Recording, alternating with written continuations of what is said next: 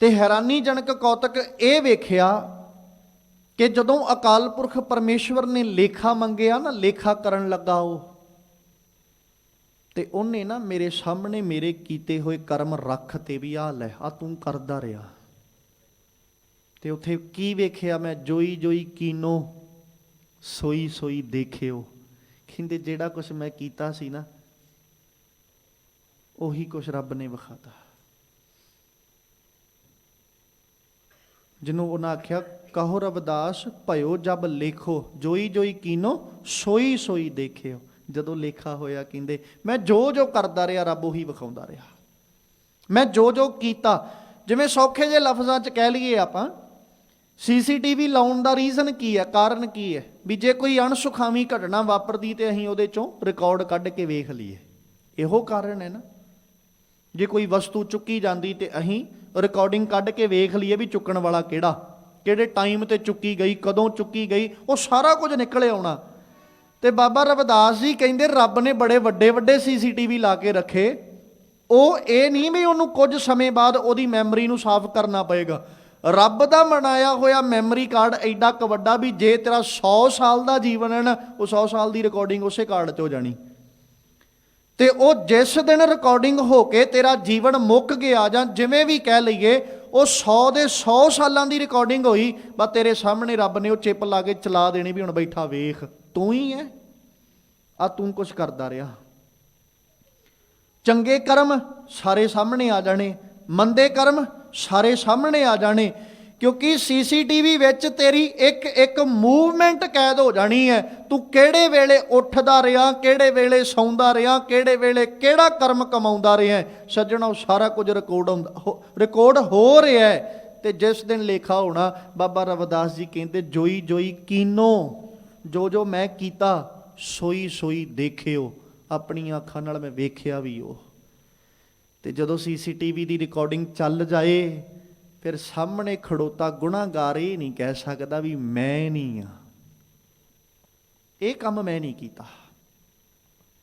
ਫਿਰ ਉਹ ਸਾਹਮਣੇ ਚੱਲ ਰਹੀ ਫੁਟੇਜ ਇਸ ਗੱਲ ਦਾ ਪ੍ਰੂਫ ਹੈ, ਸੱਜਣਾ ਤੂੰ ਹੈ, ਤੂੰ ਆਇਆ ਸੀ, ਤੂੰ ਇਸ ਕਰਮ ਨੂੰ ਅੰਜਾਮ ਦਿੱਤਾ ਹੈ, ਤੇ ਹੁਣ ਸਜ਼ਾ ਵੀ ਇਸੇ ਕਰਮ ਦੇ ਆਧਾਰ ਤੇ ਮਿਲਣੀ, ਲੇਖਾ ਵੀ ਇਸੇ ਕਰਮਾਂ ਦੇ ਆਧਾਰ ਤੇ ਹੋਣਾ ਹੈ। ਤੇ ਬਾਪੂ ਨਾਨਕ ਦੇਵ ਪਾਤਸ਼ਾਹ ਜੀ ਅੱਜ ਕਹਿ ਰਹੇ, ਕਹਿੰਦੇ ਪੁੰਨੀ ਪਾਪੀ ਆਖਣ ਨਾਹੀਂ ਕਰ ਕਰ ਕਰਨਾ, ਲਿਖ ਲੈ ਜਾਹੋ। ਆਪਣੇ ਆਪਣੇ ਕਰਮਾਂ ਦੇ ਮੁਤਾਬਕ ਜੀਵ ਆਪਣਾ ਆਪਣਾ ਲੇਖਾ ਬਣਾ ਲੈਂਦੇ ਹਨ।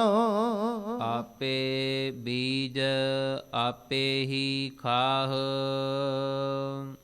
ਨਾਨਕ ਹੁਕਮੀ ਆਵਹੁ ਜਾਹੋ।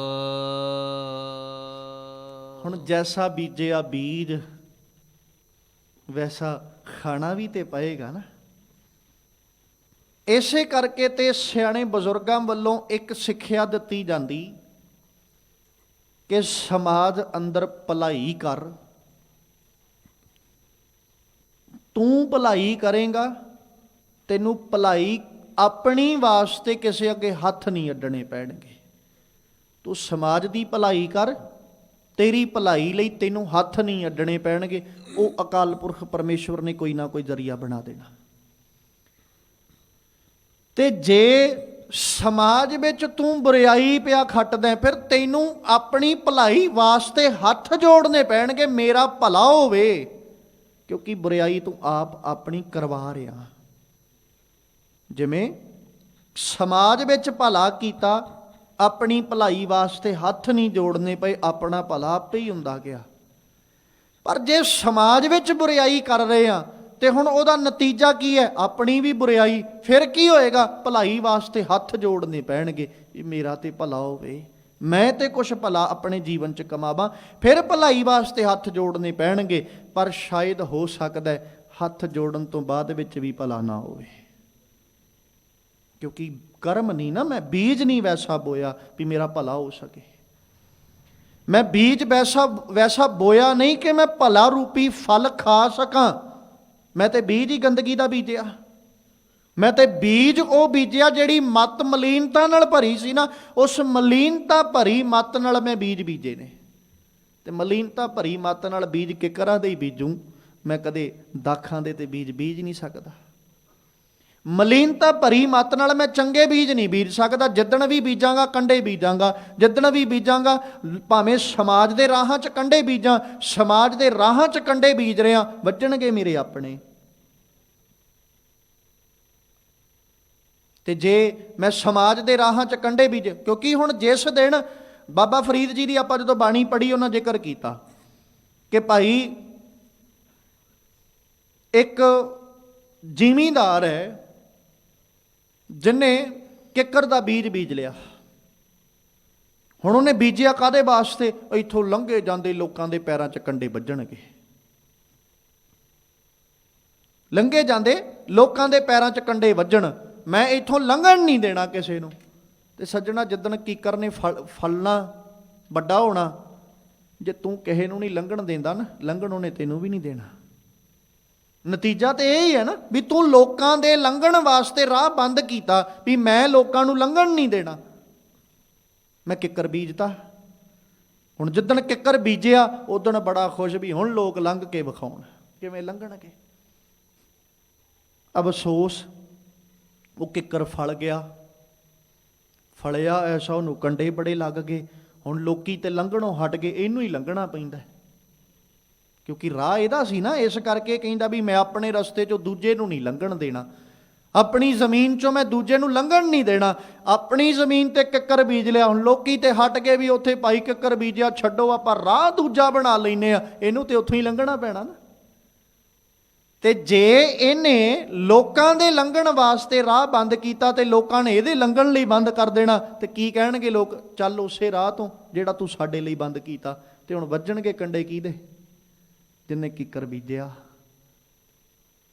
ਕਿਉਂਕਿ ਜੇ ਅਸੀਂ ਲੋਕਾਂ ਦੇ ਰਸਤਿਆਂ ਨੂੰ ਬੰਦ ਕੀਤਾ, ਜਿਵੇਂ ਉੱਥੇ ਬਾਬਾ ਫਰੀਦ ਜੀ ਨੇ ਜ਼ਿਕਰ ਕੀਤਾ, ਲੋੜੈਂ ਦਾਖ ਬੀਜ਼ੂਰੀਆਂ ਕਿੱਕਰ ਬੀਜੈ ਜੱਟ, ਹੰਡੇ ਉੱਨ ਕਤਾਏ ਦਾ ਪੈਦਾ ਲੋੜੈ ਪੱਟ। ਕੰਮ ਤੂੰ ਉੱਨ ਦਾ ਕਰੀ ਜਾਂਦਾ ਤੇ ਆਖਦਾ ਵੀ ਮੈਂ ਰੇਸ਼ਮ ਦੇ ਕੱਪੜੇ ਪਾਉਣੇ। ਜੇ ਰੇਸ਼ਮ ਦੇ ਕੱਪੜੇ ਪਾਉਣੇ ਤੇ ਸੱਜਣਾ ਫਿਰ ਖਰੀਦਣਾ ਵੀ ਰੇਸ਼ਮ ਪੈਣਾ।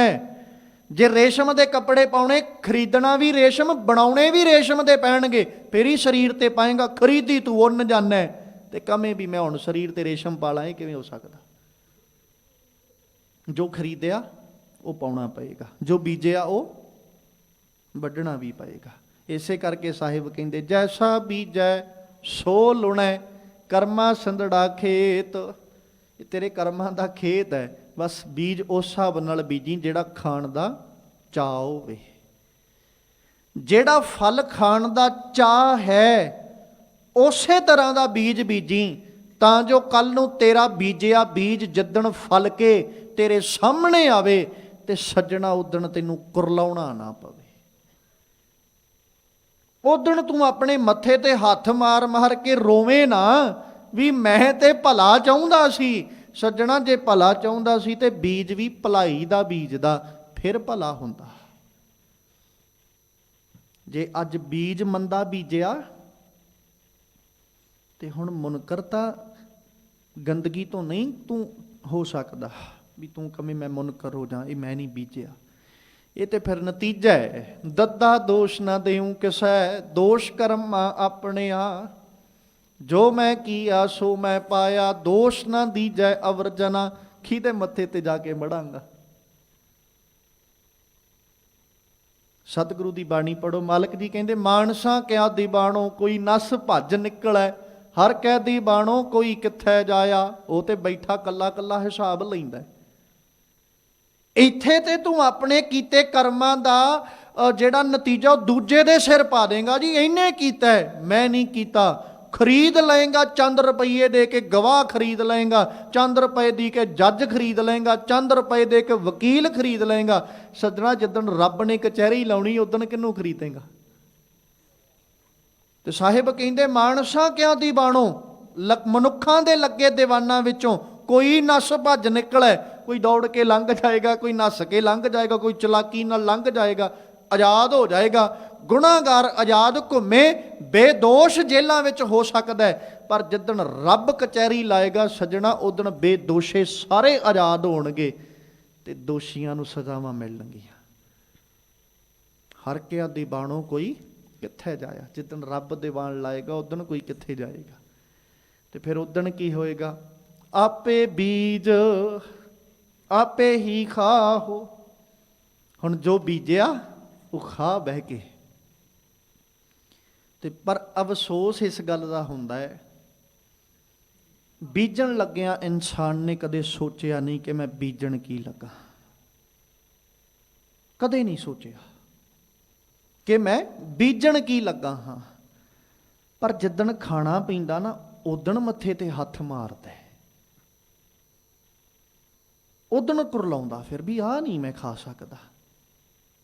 ਜੇ ਖਾ ਨਹੀਂ ਸੀ ਸਕਦਾ, ਬੀਜਣ ਲੱਗਿਆ ਸੋਚਦਾ। ਇਹ ਖਾ ਨਹੀਂ ਸੀ ਸਕਦਾ ਤੇ ਬੀਜਣ ਲੱਗਿਆ ਸੋਚਦਾ ਵੀ ਮੈਂ ਬੀਜਣ ਕੀ ਲੱਗਾ। ਕਿਉਂਕਿ ਬੀਜ ਤੇ ਸੱਜਣਾ ਤੇਰੇ ਹੱਥ 'ਚ ਹੀ ਹੈ ਨਾ, ਤੂੰ ਕੀ ਬੀਜਣਾ। ਇੱਕ ਕਿਰਸਾਨ ਆਪਣੀ ਜ਼ਮੀਨ ਵਿੱਚ ਬੀਜ ਬੀਜਣ ਲੱਗਾ, ਹੱਥ ਵਿੱਚ ਬੀਜ ਲੈ ਕੇ ਫਿਰ ਛੱਟਾ ਦਿੰਦਾ। ਭਾਵੇਂ ਬੀਜ, ਅੱਜ ਦਾ ਸਮਾਂ ਬੜਾ ਆਧੁਨਿਕ ਯੁੱਗ ਹੈ, ਬੀਜ ਡਰਿਲ ਆ ਗਏ, ਉਹਦੇ ਵਿੱਚ ਬੀਜ, ਪਰ ਜਦੋਂ ਉਹਦੇ ਵਿੱਚ ਪਾਉਣ ਲੱਗਾ ਸੀ ਉਦੋਂ ਵੀ ਤੇ ਵੇਖਿਆ ਹੀ ਸੀ ਨਾ ਵੀ ਕੀ ਬੀਜਣ ਲੱਗਾ ਮੈਂ। ਇਹ ਤੇ ਹੈ ਨਹੀਂ ਵੀ ਉਹ ਬਸ ਅੱਖਾਂ ਮੀਚ ਕੇ ਬੰਦ ਕਰਕੇ ਅੱਖਾਂ ਤੇ ਬੀਜ ਡਰਿਲ 'ਚ ਖੋਲਤਾ ਬੀਜ ਵਾਲੀ ਬੋਰੀ ਨੂੰ ਤੇ ਆਪੇ ਪੈ ਜਾਣਾ। ਵੇਖ ਕੇ ਹੀ ਬੀਜਿਆ ਨਾ। ਇੱਥੋਂ ਤੱਕ ਕੁਆਲਿਟੀ ਵੀ ਵੇਖਦਾ ਰਿਹਾ ਵੀ ਜਿਹੜਾ ਬੀਜ ਬੀਜਣ ਲੱਗਾ ਇਹਦਾ ਝਾੜ ਕਿੰਨਾ ਕੁ ਹੋਣਾ। ਤੇ ਦੁਕਾਨ ਤੋਂ ਜਿੱਦਣ ਲੈਣ ਗਿਆ ਸੀ ਉਦੋਂ ਉਹਨਾਂ ਨੂੰ ਜਾ ਕੇ ਕਿਹਾ ਸਭ ਤੋਂ ਵਧੀਆ ਬੀਜ ਦਿਓ, ਭਾਵੇਂ 100 ਰੁਪਇਆ ਮਹਿੰਗਾ ਮਿਲ ਜੇ, ਝਾੜ ਚੰਗਾ ਹੋਣਾ ਚਾਹੀਦਾ, ਫਲ ਚੰਗਾ ਮਿਲਣਾ ਚਾਹੀਦਾ। ਉਦਣ ਇਹੀ ਕਹਿ ਕੇ ਲੈ ਕੇ ਆਇਆ ਨਾ ਉੱਥੋਂ ਬੀਜ। ਪਤਾ ਹੈ ਵੀ ਮੈਂ ਜੋ ਬੀਜਣ ਲੱਗਾ ਉਹ ਬੜਾ ਵਧੀਆ ਬੀਜ ਹੈ ਤੇ ਆਹ ਬੀਜ ਮੈਂ ਬੀਜਣ ਲੱਗਾ ਹਾਂ। ਤੇ ਮਨੁੱਖਾ, ਜਿੱਦਣ ਤੂੰ ਕਰਮਾਂ ਦੇ ਬੀਜ ਬੀਜਣ ਲੱਗਾ ਉਦਣ ਵੀ ਤੇ ਤੇਰੇ ਹੱਥ 'ਚ ਹੀ ਹੈ ਨਾ ਵੀ ਤੂੰ ਕੀ ਬੀਜਣ ਲੱਗਾ। ਤੇ ਉਦਣ ਕਰਮਾਂ ਦੇ ਬੀਜ ਬੀਜਣ ਲੱਗਾ, ਉਦਣ ਵੇਖ ਕੇ ਬੀਜਦਾ ਵੀ ਕੱਲ ਨੂੰ ਇਹਨਾਂ ਨਹੀਂ ਫਲਣਾ। ਕੁਆਲਿਟੀ ਬੜੀ ਹਾਈ ਹੈ, ਇਹ ਮਾੜੀ ਮੋਟੀ ਕੁਆਲਿਟੀ ਨਹੀਂ ਹੈ। ਇਹ ਕਰਮਾਂ ਦਾ ਬੀਜ ਜਿਹੜਾ ਨਾ, ਇਹ ਕਰਮਾਂ ਦਾ ਬੀਜ ਇੰਨਾ ਕੁ ਜ਼ਿਆਦਾ ਹਾਈ ਕੁਆਲਿਟੀ ਦਾ ਹੈ ਕਿ ਇਹ ਕਦੇ ਖਰਾਬ ਨਹੀਂ ਹੋਇਆ। ਇਹ ਪੁੰਗਰਦਾ ਜ਼ਰੂਰ ਹੈ, ਉੱਗਦਾ ਜ਼ਰੂਰ ਹੈ, ਭਾਵੇਂ 4 ਸਾਲ ਰੁਕ ਕੇ ਉੱਗ ਪਏ, ਪਰ ਉੱਗੇਗਾ ਜ਼ਰੂਰ ਹੈ। ਕਿਰਸਾਨ ਦੁਆਰਾ ਬੀਜਿਆ ਬੀਜ, ਦੁਨਿਆਵੀ ਫਸਲ ਬੀਜੀ, ਕੁਝ ਕੁ ਬੀਜ ਜਿਹੜੇ ਨੇ ਉਹ ਕਈ ਵਾਰੀ ਪੁੰਗਰਨ ਤੋਂ ਰਹਿ ਜਾਂਦੇ ਨੇ, ਦੁਬਾਰਾ ਛੱਟਾ ਦੇ ਦਿੰਦਾ ਕਿਰਸਾਨ ਵੀ ਸੰਘਣਾ ਹੋ ਜਾਏ ਥੋੜਾ ਜਿਹਾ, ਕਿਉਂਕਿ ਪਹਿਲੇ ਬੀਜ ਪੁੰਗਰੇ ਨਹੀਂ। ਆ ਕਰਮਾਂ ਦੇ ਬੀਜ ਐਸੇ ਨੇ, ਕਦੇ ਇਦਾਂ ਨਹੀਂ ਹੋਇਆ ਵੀ ਪੁੰਗਰਨ ਨਾ, ਇਹ ਸਦਾ ਹੀ ਪੁੰਗਰਦੇ ਨੇ। ਭਾਵੇਂ 4 ਸਾਲ ਤੇ ਭਾਵੇਂ 10 ਸਾਲ, ਹੋ ਸਕਦਾ ਵੀ ਬਚਪਨ 'ਚ ਬੀਜਿਆ ਬੀਜ ਤੇ ਬੁਢੇਪੇ 'ਚ ਜਾ ਕੇ ਵੱਢਣਾ ਪੈ ਜੇ, ਪਰ ਵੱਢਣਾ ਜ਼ਰੂਰ ਪੈਣਾ। ਤੇ ਸਾਹਿਬ ਕਹਿੰਦੇ ਇਸ ਲਈ ਭਾਈ ਉਹ ਬੀਜ ਜੋ ਖਾਣਾ ਚਾਹੁੰਦਾ ਹੈ, ਕਿਉਂਕਿ ਆਪੇ ਬੀਜ ਆਪੇ ਹੀ ਖਾਹੋ। ਤੇ ਫਿਰ ਹੋਏਗਾ ਕਿ ਨਾਨਕ ਹੁਕਮੀ ਆਵੋ ਜਾਹੋ। ਫਿਰ ਉਸ ਰੱਬ ਦੇ ਹੁਕਮ ਵਿੱਚ ਆਪਣੇ ਕੀਤੇ ਕਰਮਾਂ ਦੇ ਅਨੁਸਾਰ ਜੀਵ ਨੂੰ ਲੇਖਾ ਬਣਿਆ।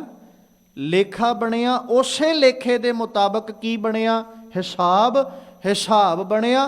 ਹੁਕਮ ਰੱਬ ਦਾ ਚੱਲਣਾ ਹੈ, ਪਰ ਜੀਵ ਨੂੰ ਆਉਣਾ ਤੇ ਜਾਣਾ ਪੈਣਾ ਹੈ ਆਪਣੇ ਕਰਮਾਂ ਦੇ ਮੁਤਾਬਕ। ਜੋ ਇਹਨੇ ਬੀਜਿਆ ਉਹਦੇ ਮੁਤਾਬਕ ਇਹਨੂੰ ਫਲ ਖਾਂਦਿਆਂ ਹੋਇਆਂ ਆਉਣਾ ਤੇ ਜਾਣਾ ਪਵੇਗਾ। ਪਰ ਹੁਕਮ ਰੱਬ ਦਾ ਚੱਲਣਾ, ਹੁਕਮ ਰੱਬ ਦਾ ਤੇ ਚੱਲੇਗਾ ਹੀ ਨਾ, ਕਿਉਂ ਰੱਬ ਨੇ ਹੁਕਮ ਕਰਨਾ ਆ ਜਾ ਤੇ ਇਹਨੂੰ ਆਉਣਾ ਪੈਣਾ, ਰੱਬ ਨੇ ਹੁਕਮ ਕਰਨਾ ਜਾ ਤੇ ਇਹਨੂੰ ਜਾਣਾ ਪੈਣਾ। ਫਿਰ ਹੁਕਮ ਹੀ ਆਵੋ ਜਾਹੋ। ਉੱਥੇ ਇਹ ਨਹੀਂ ਕਹਿ ਸਕਦਾ ਰੱਬਾ ਮੈਂ ਥੱਕ ਗਿਆ ਹੁਣ ਨਹੀਂ ਮੈਂ ਜਾ ਸਕਦਾ, ਰੱਬਾ ਮੈਂ ਥੱਕ ਗਿਆ ਹੁਣ ਨਹੀਂ ਮੈਂ ਆ ਸਕਦਾ। ਉੱਥੇ ਹੁਕਮ ਚੱਲੇਗਾ, ਕਿਉਂਕਿ ਨਾਲ ਹੀ ਰੱਬ ਨੇ ਹੁਕਮ ਕਰਕੇ ਕਹਿ ਦੇਣਾ ਆ ਤੂੰ ਬੀਜਿਆ ਹੈ, ਖਾਣ ਤੇ ਜਾਣਾ ਹੀ ਪੈਣਾ। ਜਿਵੇਂ ਆਪਾਂ ਗੁਰਬਾਣੀ ਪੜ੍ਹਦੇ ਹਾਂ, ਇੱਕ ਸ਼ਬਦ ਪੜ੍ਹੀਦਾ, ਨੱਕ ਨੱਥ ਖਸਮ ਹੱਥ ਕਿਰਤ ਧੱਕੇ ਦੇ।